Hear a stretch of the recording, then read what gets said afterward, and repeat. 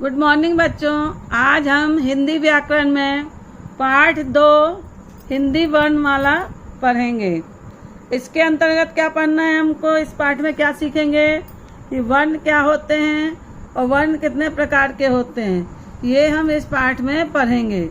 तो बच्चों, क्रियाकलाप में आपने जो कविता सुनी वह वर्ण एवं वर्णमाला पर आधारित है। क्रियाकलाप ये है, देखिए कि विद्यार्थियों को टीचर गा के सुना रही, हिंदी भाषा आई है वर्ण पिटारी लाई है। अ च ट त प रे मोती जैसे चमके ये, एक एक मोती चुनकर बच्चों माला एक बनानी है।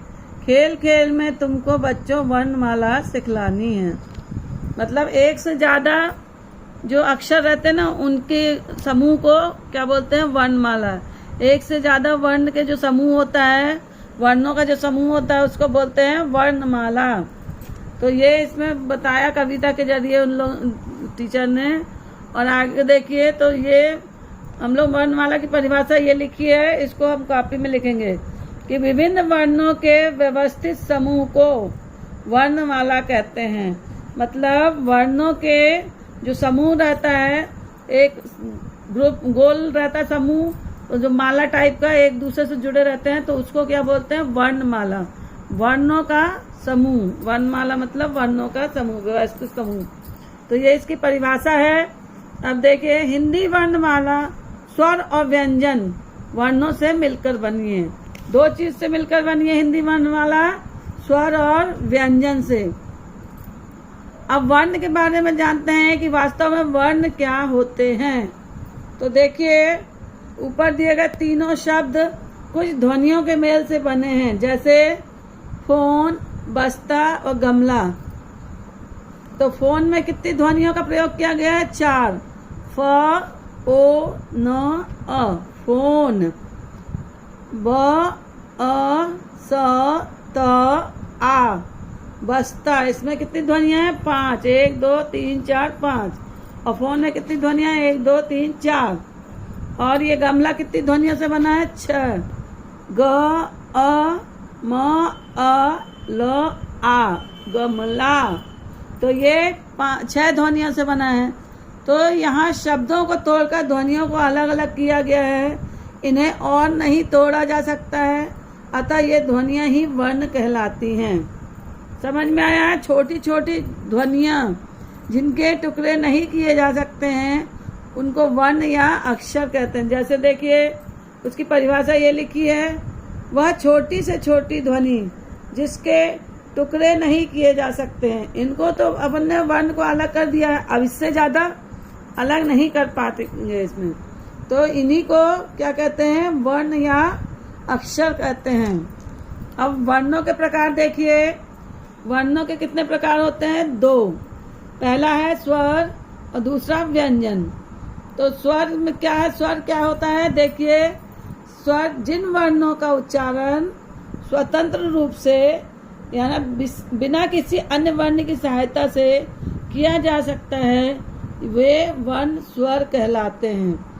क्या समझा आपने, कि जिन वर्णों का उच्चारण स्वतंत्र रूप से, मतलब उनको और किसी वर्ण की आवश्यकता नहीं पड़ती है, सहायता नहीं पड़ती, उसकी स्वतंत्र होते हैं वो, तो ये कहलाते हैं। बल्कि ये दूसरे की सहायता करते हैं, इनको किसी की सहायता की जरूरत नहीं पड़ती है, तो इनको क्या कहते हैं, अपन स्वर कहते हैं। और हिंदी भाषा में स्वर्ण कितने हैं, 11। कितने होते हैं, 11 होते हैं। कौन कौन से, अ, आ, ई, उ, ऋषि, ए, आई, ओ, औ, अंग, अहा। ये क्या हुए, 1 2 3 4 5 6 7 8 9 10 11। ये हुए स्वर यहाँ तक। और ये दोनों क्या हुए, अयोग्य वाह। ये अंग और आहा को अयोग्य वाह माना गया है। ये न स्वर होते हैं और न व्यंजन। ये दोनों न स्वर होते हैं न व्यंजन होते हैं। वर्णमाला में इन्हें स्वरों के बाद और व्यंजन के पहले रखा गया है। देखिए, ये स्वरों के बाद इनको नीचे रख दिया गया है, लेकिन इनकी गिनती इसमें स्वर में नहीं होती है, इसलिए ये क्या है, अयोग्य वाह माना जाता है इनको। फिर दूसरा क्या है वर्ण के प्रकार में, दूसरा प्रकार व्यंजन। जिन वर्णों के उच्चारण में स्वर वर्ण की सहायता लेनी पड़ती है उन्हें व्यंजन कहते हैं। हिंदी वर्णमाला में मूल व्यंजन वर्ण 33 है। 33 मतलब 33। अब देखिए स्वर को किसी की सहायता की जरूरत नहीं पड़ती, लेकिन व्यंजन को किसकी जरूरत पड़ती है? स्वर की। व्यंजनों को स्वर की सहायता लेनी पड़ती है तब ये पूरे होते हैं। और ये कितने हैं? 33। तो ये देखिए क कबूतर से लेके ये सा और सा श्रमिक तक ये संयुक्त व्यंजन में आया। ये हा हलवाई तक ये 33। यहाँ तक क्या है? व्यंजन 33 है। और ये 4 क्या है? संयुक्त व्यंजन है। और ये देखिए 2 ड़ और ढ अतिरिक्त वर्ण है। तो ड़ और ढ वर्ण मूल व्यंजन नहीं है, क्योंकि इनका निर्माण ड एवं ढ वर्ण के नीचे बिंदु लगाकर किया जाता है। इन्हें अतिरिक्त वर्ण कहते हैं। इनको क्या कहते हैं? अतिरिक्त वर्ण कहते हैं। किसी शब्द के शुरू से में इनका प्रयोग नहीं होता है। इनका प्रयोग या तो बीच में होता है या लास्ट में होता है। शुरू इससे कोई शब्द इससे शुरू नहीं होता इन दोनों अक्षरों से। तो ये शब्द के बीच में या अंत में आते हैं। जैसे सड़क, बाढ़, तो इसमें देखिए बीच में और अंत में आया है, इससे शुरुआत में नहीं आता है। और ये क्या हो गए? संयुक्त व्यंजन हो गए। तो अभी हमने क्या सीखा? छ, त्र, ज्ञ एवं स भी मूल रूप से व्यंजन नहीं है। ये भी व्यंजन नहीं है। इनकी रचना 2 व्यंजनों एवं एक स्वर वर्ण के मेल से हुई है। जैसे क, श, अ, इससे बना है छ। तो त, र, अ से क्या बना है? त्र। ज, य, अ से बना है ज्ञ। श, र, अ से बना है श्र। तो ये चारों किससे बने हैं? 2 व्यंजनों एक स्वर वर्ण के मेल से इनकी रचना हुई है। तो इनको क्या बोलते हैं? इन वर्णों को संयुक्त व्यंजन या संयुक्त अक्षर बोलते हैं, क्योंकि ये इन 3 चीजों से मिलकर बने, अकेले नहीं है, इसलिए इनको बोलते हैं संयुक्त अक्षर या संयुक्त व्यंजन। अब देखिए आगत ध्वनियां। आगत ध्वनियां नुक्ता, अर्ध, चंद्रकार, चंद्राकार। नुक्ता क्या है? हिंदी में अंग्रेजी तथा उर्दू भाषा के शब्द निरंतर प्रवेश कर रहे हैं, परंतु इनका शुद्ध उच्चारण करने के लिए हिंदी में कोई लिपि चिन्ह नहीं है। इसलिए इनको शुद्ध रूप में लिखने के लिए हिंदी व्यंजनों के नीचे एक बिंदु लगाया जाता है। यह नीचे लगा बिंदु ही क्या कहलाता है? नुक्ता। ये क्या बताया? नुक्ता किसको कहते हैं? जो इनको व्यंजनों को शुद्ध रूप से लिखने के लिए नीचे एक जो बिंदु लगाया जाता है उनको क्या कहते हैं? नुक्ता कहते हैं। क, ख, ग, ज, फ इनके नीचे लगता है, तो ये बिंदी लगी हुई है ना, ये इसको हम नुक्ता कहते हैं। देखिए क, ख और ग में नुक्ते का प्रयोग अनिवार्य ना होकर ऐच्छिक होता है, जबकि ज और फ में नुक्ता लगाकर उर्दू तथा अंग्रेजी दोनों ही भाषाओं के शब्द बनाए जाते हैं। जैसे देखिए उदाहरण, ज में उर्दू शब्द है कर्ज, ताज़ा, जिंदगी, जिल्लत, जमानत। और ज में ये देखिए युक्त अंग्रेजी शब्द, इसमें रोज, जीरो, प्राइज और न्यूज। ये क्या हुआ? इसमें देखिए सब में नुक्ता लगा हुआ है। फिर फ, 2 प्रकार के फ, एक उर्दू शब्द के लिए, एक अंग्रेजी शब्द के लिए। उर्दू के लिए फरियाद, फन, काफिला, फसाद, फतवा। और अंग्रेजी के लिए कफ, कॉफी, फाइट, फाइन, फादर। तो ये सब में देखिए नुक्ता लगा हुआ है नीचे, जो बिंदी लगी है इसको नुक्ता बोलते हैं। तो इन चारों में लगी हुई है। हाँ, तो देखिए अब हम लोग ने अभी क्या पढ़ा? नुक्ता पढ़ा। अब पढ़ेंगे अर्धचंद्राकार। अर्धचंद्राकार मतलब देखिए ये आधा चंद्रमा बना हुआ है, लेकिन इसमें ऊपर बिंदी नहीं लगती है। हिंदी भाषा के अपने जो शब्द या उर्दू और अंग्रेजी के जो शब्द हैं उनमें से कई शब्दों की वर्तनी मिलती जुलती होती है। जैसे यदि हम अंग्रेजी के कॉफ़ी, एक पेय पदार्थ जो कॉफ़ी शब्द को लें तो यह उर्दू के काफ़ी, मतलब ये काफ़ी मतलब होता है ज़्यादा, पर्याप्त, मतलब अपन बोलते हैं ना हमारे लिए बस इतना काफ़ी है, अब हमको नहीं चाहिए ये चीज़, मतलब पर्याप्त है। तो ये उर्दू का काफ़ी और अंग्रेजी का कॉफ़ी तो शब्द से मिलता जुलता प्रतीत होता है, क्योंकि कॉफ़ी को हिंदी वर्तनी में लिखने के लिए पहले इसे काफ़ी ही लिखना पड़ता था पहले, जिसके कारण दोनों शब्दों में अंतर करना मुश्किल हो जाता था। लेकिन अभी दोनों शब्दों का उच्चारण अलग अलग है। इसी कठिनाई से बचने के लिए एवं अंग्रेजी शब्दों को हिंदी में शुद्ध लिखने व उच्चारित करने के लिए अर्धचंद्राकार चिन्ह विकसित किया गया है।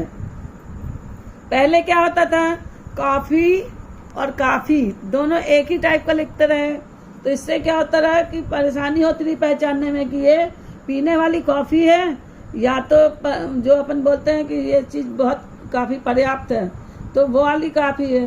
तो इसके लिए इनको इस सब से झंझट से बचने के लिए इनने क्या किया, शब्दों में अंतर करना पहले मुश्किल होता रहा, तो इसको हम आगे बढ़ा के क्या किया गया, इसका उच्चारण अलग अलग किया गया।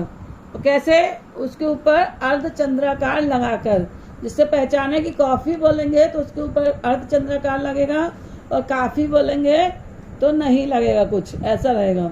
देखिए ये लिखा है काफ़ी और ये लिखा है कॉफ़ी, अब दोनों में अंतर दिख रहा है ना। और दोनों पहले एक जैसे लिखे जाते थे, अर्थ तो अलग है लेकिन दिखता तो एक ही जैसे रहा, बोलते भी एक ही जैसे रहे। और अभी देखे कॉफ़ी बोलते हैं और काफ़ी बोलते हैं, तो अभी उच्चारण अलग अलग हो गए दोनों के, शुद्ध उच्चारण आ गए अलग अलग दोनों के। देखिए अब आग, बाल और बॉल, तो बॉल अंग्रेजी शब्द है, तो बॉल मतलब गेंद और बाल मतलब बाल, केश। तो देखिए क्या अंतर है इसमें, वही अर्धचंद्राकार का अंतर है दोनों में। काल और कॉल, कॉल मतलब बुलाना किसी को, काल मतलब समय, तो दोनों में वही अंतर है अर्धचंद्राकार। हाट और हॉट, हॉट मतलब गर्म और हाट मतलब बाजार। डाल और डॉल, डॉल की गुड़िया और डाल मतलब पेड़ की जो शाखाएं रहती हैं, डगाली बोलते हैं ना अपन अपनी भाषा में, डगाल, डाल, ये तो दोनों में अंतर है ना, दोनों के अर्थ में अंतर है।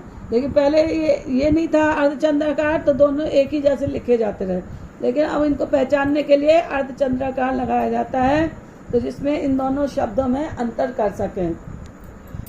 तो हमने क्या जाना है इस पाठ में, हिंदी वर्णमाला में मूल स्वर, अयोग्य व व्यंजन, संयुक्त व्यंजन और इनको मिलाकर कुल 52 वर्ण हैं।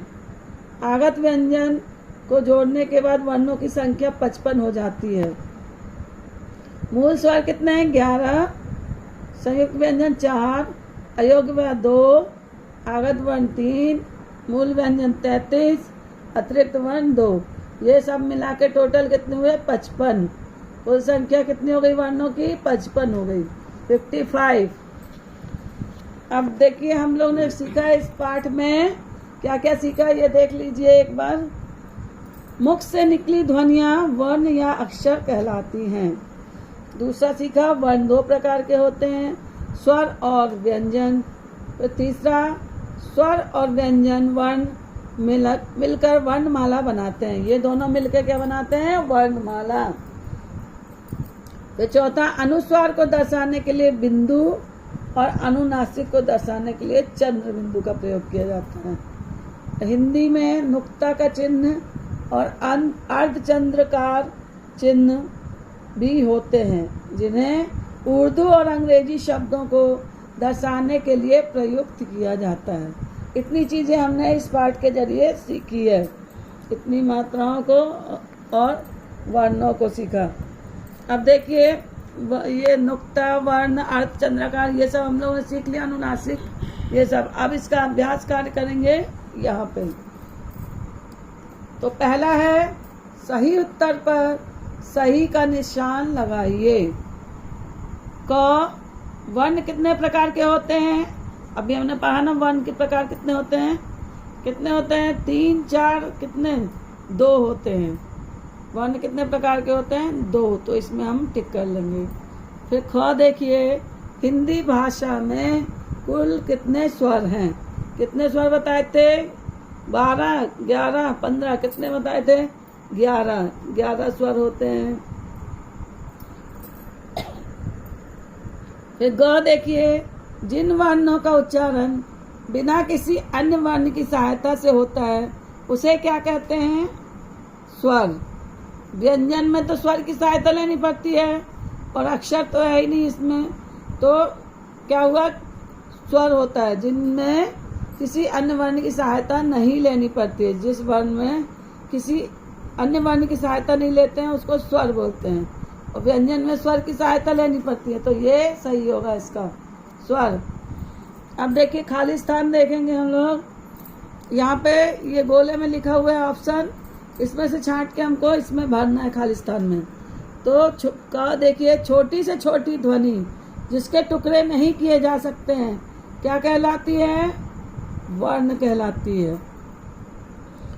वर्णों के क्रमबद्ध समूह को क्या कहते हैं? समूह मतलब जो वर्णों का एक ग्रुप में रखा जाता है उसको क्या कहते हैं? वर्णमाला। मतलब एक प्रकार की माला बना दी जाती है उसकी।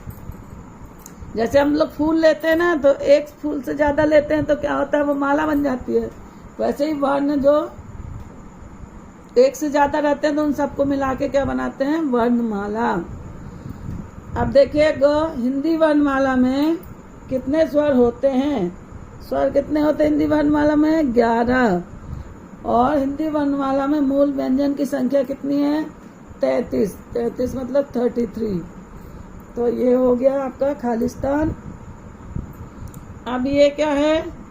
नीचे लिखे वर्णों को जोड़ने पर कौन सा व्यंजन बनता है? देखते हैं। क, श और अ, तो छ क्षत्रिय का बनता है। त, र, अ, त्रा त्रिशूल का बनता है। ज, य, अ, ज्ञ बनता है, या ज्ञानी का। श, र, अ, श्र श्रमिक का बनता है। तो ये हमने अभ्यास कार्य कर लिया और आज के लिए बस इतना ही।